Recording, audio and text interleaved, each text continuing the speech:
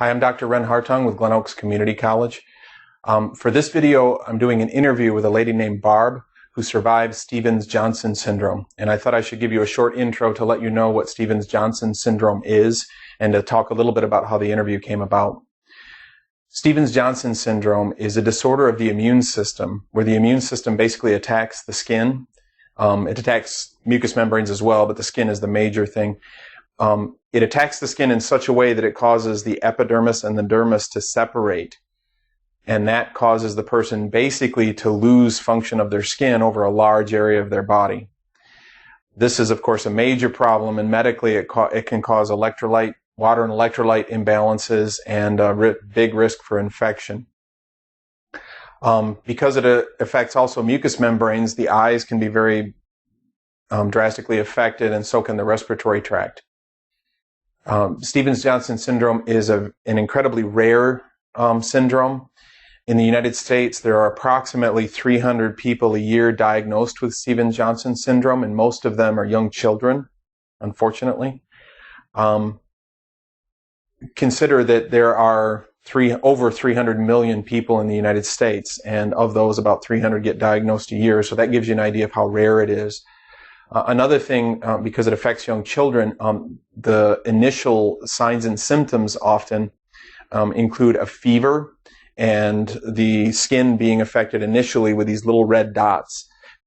Because of that, the most common misdiagnosis is chickenpox, and quite often in young children, when they have Stevens-Johnson syndrome, it's diagnosed as chickenpox initially.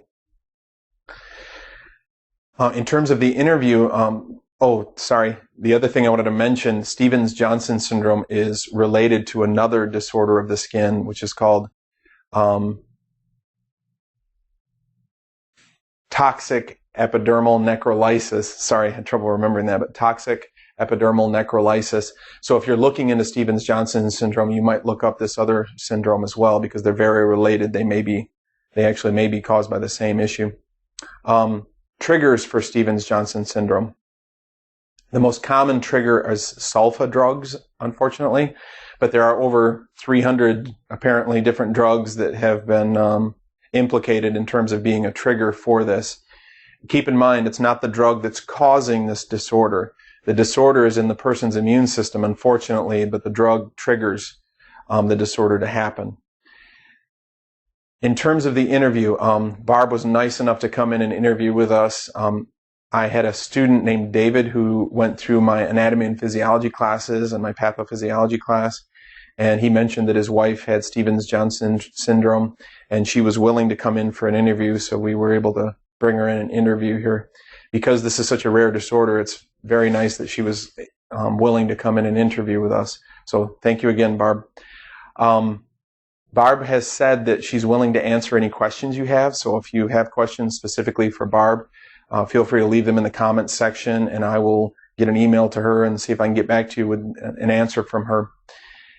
And apart from that, I think that's everything I wanted to cover in this little intro. The microphone.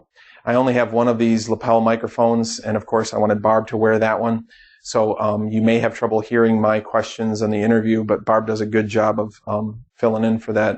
I just wanted to warn you about it. And the microphone makes some funny sounds during part of the interview that I wasn't able to repair, so my apologies. I hope the interview is useful for you and you learned something. And again, if you have any questions, feel free to ask. And thank you again for watching. Okay, I'm here with Barb Roderick, and we're here to talk about Stevens-Johnson syndrome. And I'll just let you start. This happened to you when you were 5, is that right? When I was 5 years old. Back in 1980, started out as just a routine cold. My mom took me to a new doctor. It was just close by in town, so she just took me there. And the doctor, I don't remember if her first diagnosis was tonsillitis or not. I went to see her, I'm going to say 7 or 8 times within 15, 20 days. And every time I would see her, say, she has tonsillitis, she has an ear infection, she has strep throat, would always give me 2-3 different medicines and go home. A couple days later, I was no better, if maybe even a little worse. She would continue giving me more antibiotics, all different kinds. Probably within the 15-20 days, I was on about 16 different medications. We know sulfa, we know erythromycin, penicillin. There were some eye drops, there was some ear drops. Finally, right towards the end of seeing her, she said I had chickenpox because I had some red dots on me and a rash, and she thought, well, kindergarten, 5-year-old, chickenpox. So she gave me penicillin. And about 48 hours later, that's when I woke up, and I had 104 fever, and I couldn't open my eyes.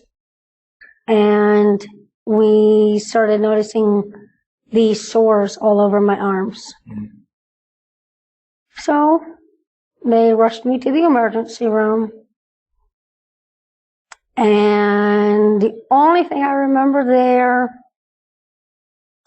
was my dad was yelling and screaming at a doctor because he just wanted to give me more medicine and send me back home.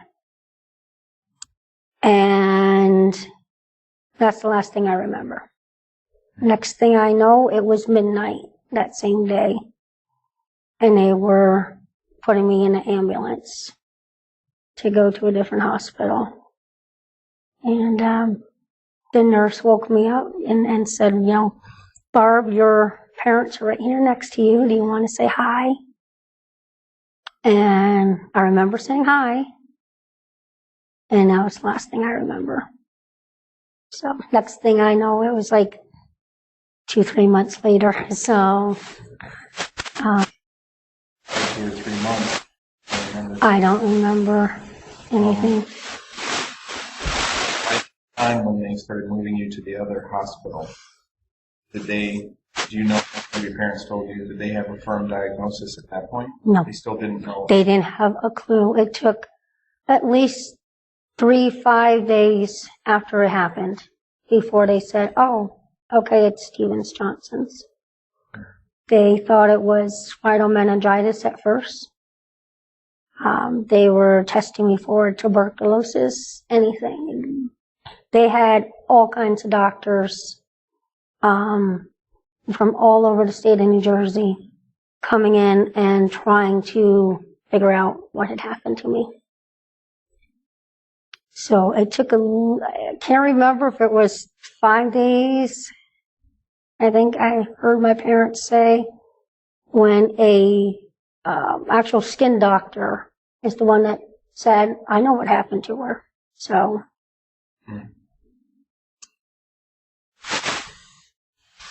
So you were on many meds during that time. There's probably no way to figure out exactly which one caused it. No way to pinpoint it exactly. Or rather triggered it, I should say. Mm-hmm. In my research last night, it looks like it's an immune system issue that's triggered by it. Mm-hmm.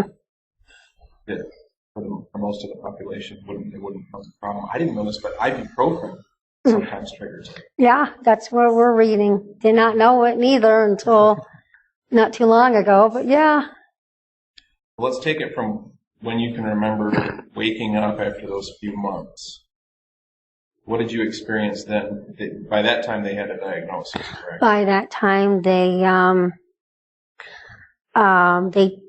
at first told my parents, let's see, I was in intensive care for 21 days and the regular part of the hospital for about 35. Mm-hmm. I was told during this time I was covered with 3rd-degree burns. My face, my arms, my hands, my chest, my back, every inch was covered with these burns. All my teeth fell out. My hair, my fingernails, everything was gone. My parents weren't allowed to hold my hand because of these blisters that were all over me. Anything that touched me, even a hospital gown, a blanket, anything that touched me, these blisters would burst open and blood would just come pouring out. So I was told I had to have a lot of blood transfusions. They basically said, there's no hope. Go in and say goodbye because she won't live through the hour. So I fought my way back and I did it. And I don't remember any of that in the hospital those 61 days. The first memory I have it was right before Easter when I was finally was able to go home. And I'm guessing they had to do one of the first of many eye surgeries right before. Because for right before Easter, we all went to my aunt's house and they had this great big huge Easter bunny. And they kept saying, come on, open your eyes. Tell us what color her dress is. Open your eyes. Tell us what color. Can you see her? And I couldn't open my eyes. But according to the surgery, it should have taken, and I should have had some eyesight.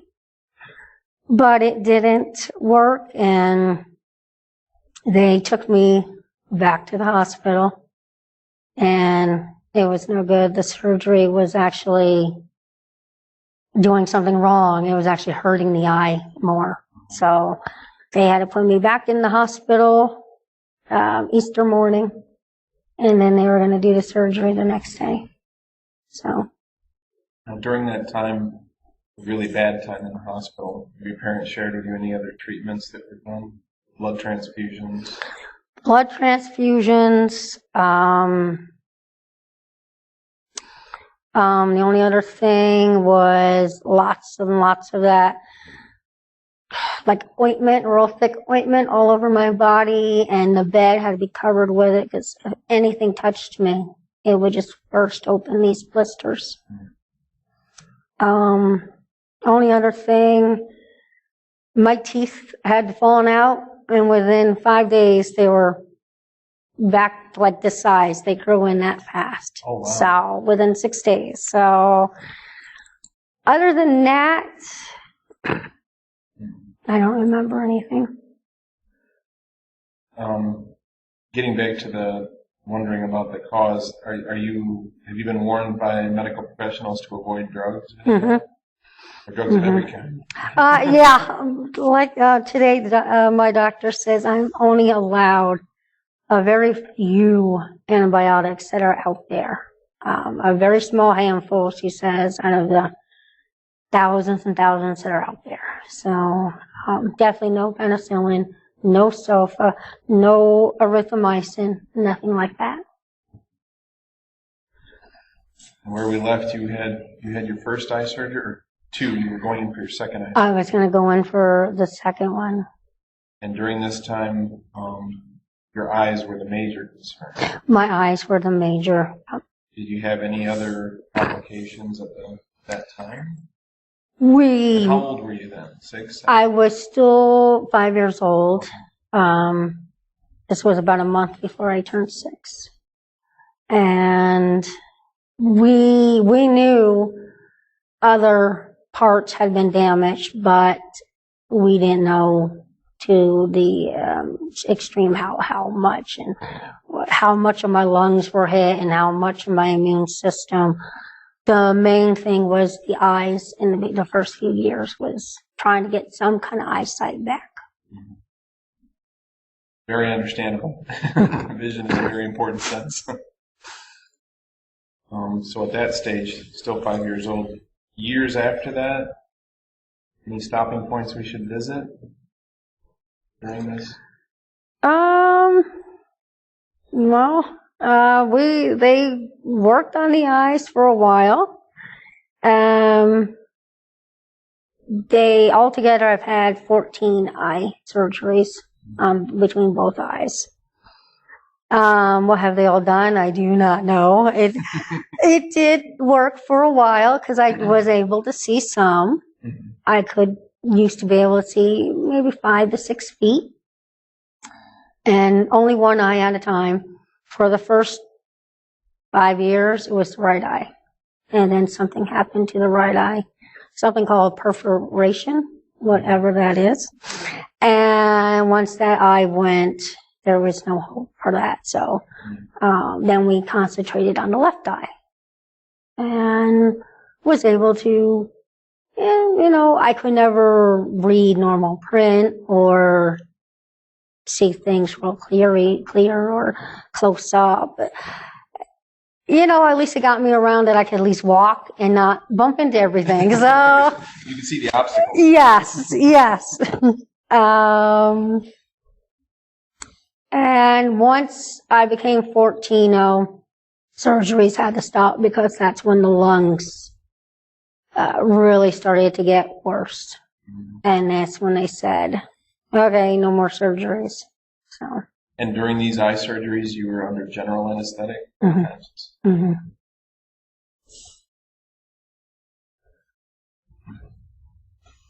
Well, bringing it up through your 20s, anything happening along the way there? When did you notice your lungs were in trouble? You said 14. Sorry. Right. 14 is when I started seeing lung doctors. I was always seeing just regular MDs until then, and we always knew I got sick a lot. I couldn't be around kids that much. I had a hard time going to school. I would go to school for maybe 2-3 days, be home in bed for a week with a high fever. Go to school for a couple of days, be back in bed. When I was about 13 or so, I think it was to 5th grade, my parents finally said, enough is enough. We're keeping her home. We're not going to keep sending her to school and then getting sick and, have to try to treat it. Every time I get sick, I get weaker and weaker. So that's when they just had a tutor come to my house for the next 3-4 years. And that's when the lungs really, I was having a hard time walking. It was getting worse to the point that one morning I tried to make my bed and I couldn't even do that. I tried to walk from one side to the other side and I couldn't make it. I was too weak, couldn't breathe. So that's when we started going to Beth Israel Hospital in Newark. And there was a brand new lung doctor there just starting. And, most of the time, most of the doctors always said there's no hope. There's not much we can do. But she was willing to fight with me. And she put me on prednisone and a large dosage and put me on 2 or 3 more inhalers that I had to do every 4 hours. And it got me better. It got me able to walk a little bit. And then she told me, exercise, you got to exercise. So I got a little exercise bicycle and I started working out on it every day. And that helped tremendously. So, 14, 15, 16. By the time I hit high school, I was a little stronger, not the best, still in and out of a wheelchair, but was getting stronger. And they thought it was time for me to go back to school. to help me more mentally than physically. So, to get me around kids, because it's been 4 years since I was around any kids at all. So, my high school had an elevator, so they said, well, you can go ahead and use your wheelchair and this and that. And I was like, I'm not going to school in a wheelchair. So I refused that. So I did the elevator. I won't do the stairs because there was no way I could do the stairs at the time. But I was not going to go to school in a wheelchair. So how did you feel about it? About going back to school? Mm-hmm. Nervous. I remember my first day, I came home and cried my eyes out because it was so different from the 5th grade when I last was in school, and I didn't know anybody, and it was scary. But, after a week, I started enjoying it. I wasn't able to go the whole day, only for about 3 hours in the morning. And then the rest of the time they had a tutor come at my house and help me more with schoolwork. But at least it did get me out and around kids. And, I still kept getting sick, especially during the winter months. I would get sick a lot. But come April, I would go back full time and it helped a lot mentally and made me stronger. And before you know it, I was still on very high dosage of prednisone, gaining weight. I really made me gain some weight, which was a good thing because I was very low at the time. And they got me a treadmill, so I went from the exercise bike to the treadmill, and I was working out, I bet you 2 hours every day, and that was helping the lungs. And were you making friends at school? I was starting to make friends again. Yeah. Not a lot as far as coming over to my house or anything. That didn't happen until about my senior year. Probably about my senior year. But at least I was able to. In the beginning, I was in this cafeteria all by myself, and no one sat at my table. So. Normal teenager. But after a while, I started making some friends, and so. You mentioned the tutor at home. Did your parents have to do that, or was the government able to help you out in the school system? The school system did all that. They paid for that and got you in there? Mm-hmm. In terms of your insurance, medically, how were you taken care of there? The state wanted nothing to do with me because they said my parents were married, so they couldn't do it. We had to do insurance through my dad's job. So, a lot of medical bills. Mm-hmm. It took many years to pay it back, pay all the medical bills, but it probably took, I bet you, from the time I was 5 to about the time I was 18 to eventually pay all those medical bills.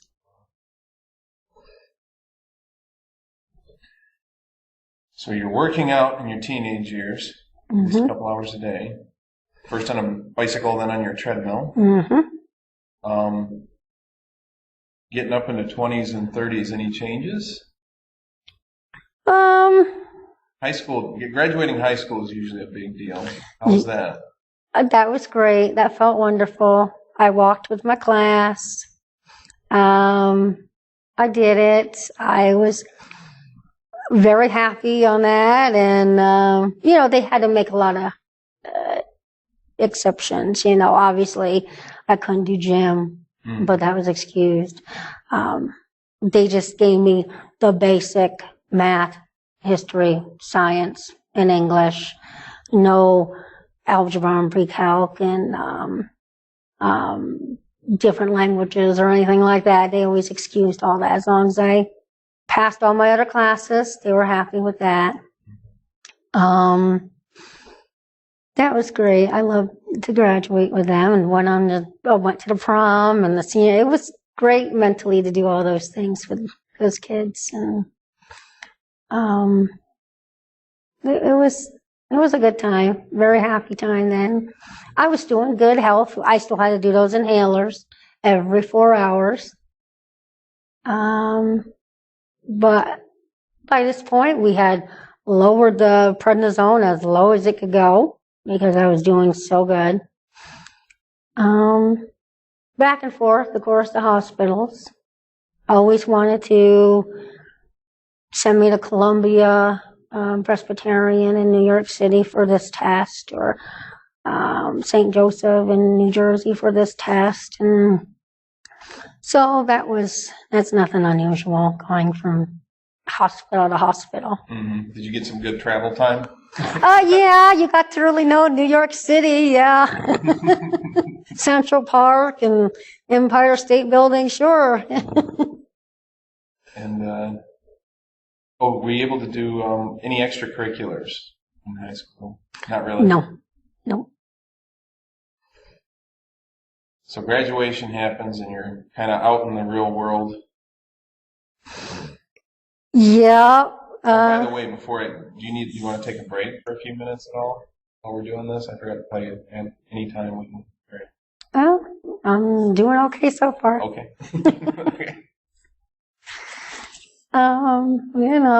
My friends were, of course, going on to college. My best friend stayed close to home.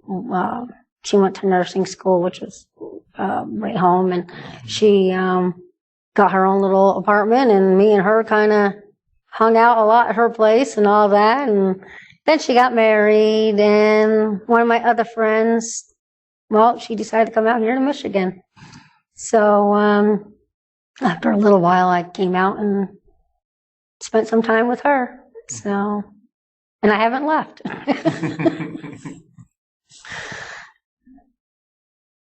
How about present day? How are things going now? Well, for the most part, I think I'm doing pretty good. Obviously, the lungs have gotten worse. I'm on more machines than I was when I moved out here 15 years ago. Now I'm on a nebulizer, which back then I wasn't. And now last year I'm on a vest that is like a percussion, and it helps get all the fluid out of my chest and my lungs so I can breathe a little easier now. How often do you have to do that? Twice a day. Twice a day. Yeah. Nebulizer twice a day. Is that vest like a massage? Believe it or not, it's not, in the beginning when you first start it, you don't like it very much because it is hard, and it hurts. You're sore when you take that vest off. It hurts. But now I'm like, okay, it doesn't feel so bad, and you're used to it. So, kind of makes your back feel nice and loose where it's not so tight. So that's good. Look at the bright side. Yeah. It's loud. It's very noisy. They have to turn the TV up real loud every time I'm on it. But how about the future? What are you thinking going forward?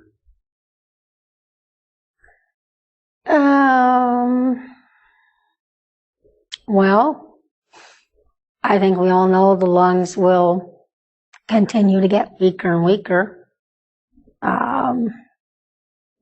We know eventually all the medications that I'm on, a lot of steroids, will eventually do more damage to my kidneys and liver and other things. We know I'm getting tons of arthritis. We know that's always going to get worse. They can't really treat my RA because the medicines that are out there for that, the Enbrel and all those, I've been on, but it's too strong for the lungs. Way too strong. It makes me too weak and I get sick constantly. So we're just treating it with prednisone for right now. And as far as my eyes, well, I lost all my vision within the last few years. I see nothing, no color anymore, nothing. There's some kind of eye surgery out there. Some kind of transplant. I'm not exactly. I went to a specialist to tell me a little bit of detail on it. They think it will help. They think it will give me some eyesight for right now.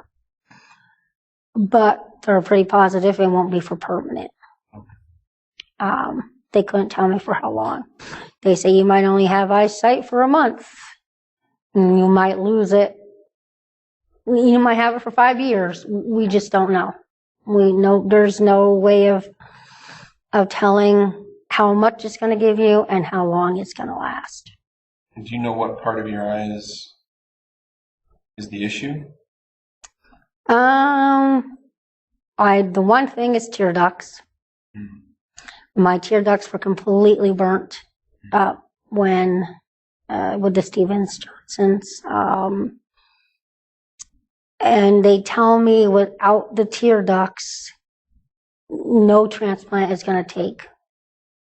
It'll work for a little while and then it will not last. So there's some little thing they can put in my eye, and it's like a little lens, and I'm going to be able to see like through this little lens. And like they said, they're pretty sure it would work. But. And this is in place of the cornea? Yes. I think I know the procedures at the one where David and your husband and we looked at it last semester, I believe. That'd be interesting. That's what they want to do with me. I think one thing you can say is you're not going to be bored. But and if it allows you to see, that'd be awesome. It would be. It would be. That's a good point. But it's also, I wish I had a little more. Well, can you guarantee me a few years with it? But it's a big decision that we'll have to sit and talk about. A lot of trips out to U of M, because it'll take at least 3 surgeries per eye. So. Are they sure your retina is intact? Well, they did some tests when I was out there, and they think I would be a good candidate. Good. So. So moving forward, since you know that your lungs are going to decrease in function over time, the arthritis is going to get worse. And all of us, with or without a condition like this, know that end of life is coming at some point. Have the two of you, have David and you talked about, in Michigan it's not a living will. Do you know what that's called? Not an advance really. Directive. Right. Have you done that kind of paperwork? No. Just had extensive discussions about it, or you're not thinking that far ahead right now? I always told them, when it's time, God will let you know right away what to do with me. I'm a fighter, and I will keep fighting forever. There's no doubt about that. Don't always believe what the doctors tell you, because they've told me many times I wouldn't live to see this day. And to this day, they still say it. I can't even get $1 worth of life insurance because I'm too much of a high risk. No company will lend me anything. So, I just tell them, you'll know when it's time, that if you ever are in that situation, but hopefully you won't be. Hopefully not. Well, is there anything else you'd like to share?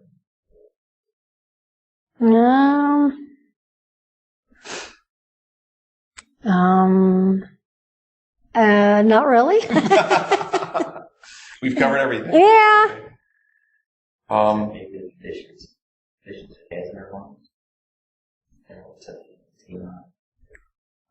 Oh yes. Let's at least voice the specific diagnoses you have related to the lungs. I was told it was COPD.